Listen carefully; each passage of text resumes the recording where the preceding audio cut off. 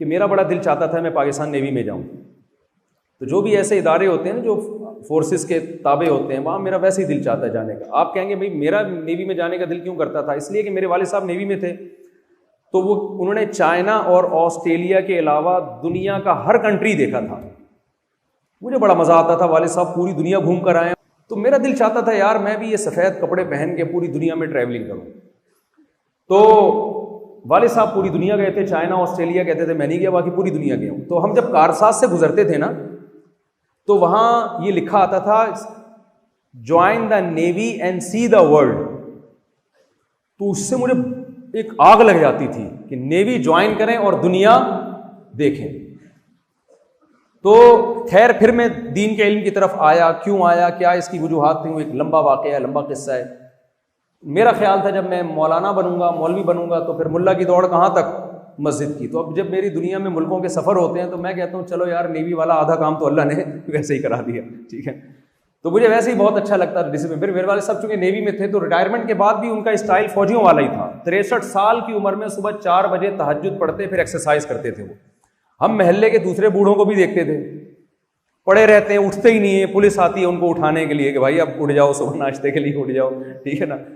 تو میں اپنے والد صاحب کے لائف اسٹائل میں اور دوسروں کے لائف اسٹائل میں بہت فرق دیکھتا تھا. میں نے دیکھا ہے جو بھی فورسز سے جن کا تعلق ہے, پوری زندگی ان میں زندگی میں ایک ڈسپلن رہتا ہے, ایک نظم و ضبط رہتا ہے. آپ کسی اور شعبے میں جائیں گے نا, یہاں کوموڈور صاحب بتا رہے تھے کہ ہمارے جو اسٹوڈنٹس فارغ ہوتے ہیں بہت سارے فورسز میں نہیں جاتے, ادھر ادھر نکل جاتے ہیں. تو میں آپ کو ترغیب دوں گا کہ دیکھیں پاکستان کی جو فورسز ہیں ایک ایسا ادارہ ہے کہ جس کی وجہ سے آج حرمین بچا ہوا ہے.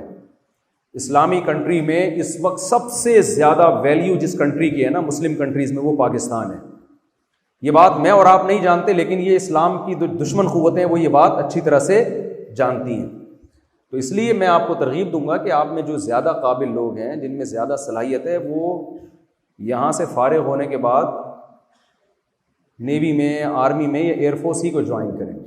اچھے لوگ فورس میں جائیں گے, اس سے ملک کو زیادہ فائدہ ہوگا, اور ایک اچھے جذبے کے تحت جائیں آپ لوگ. اور نیوی کی تو اسلام میں زیادہ فضیلت ہے.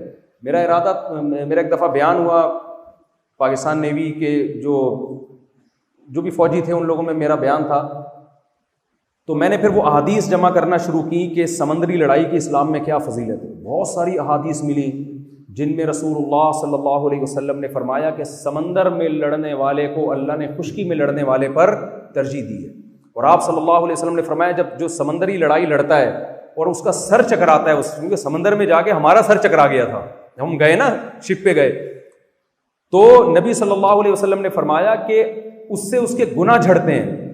تو سمندر کی لڑائی اسلام میں خشکی کی لڑائی سے زیادہ فضیلت رکھتی ہے.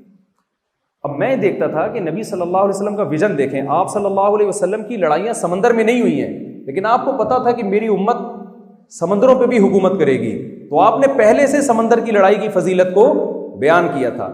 اس لیے میں جو بھی یہاں اسٹوڈنٹس بیٹھے ہوئے ہیں, میں ان سے گزارش کروں گا کہ آپ فورسز کو ترجیح دیں. اچھے لوگ جائیں فوج میں, وہ آگے بڑھیں گے تو اس سے ہمارے کنٹری کو زیادہ فائدہ ہوگا, ہمارا کنٹری اور مضبوط ہوگا, اسٹرانگ ہوگا.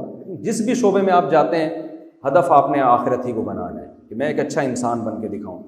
بہت خوشی ہوئی آپ لوگوں سے مل کے. اللہ تعالیٰ آپ کی زندگیوں میں برکت دے, آپ کا علماء سے رشتہ اسی طرح سے قائم رکھے.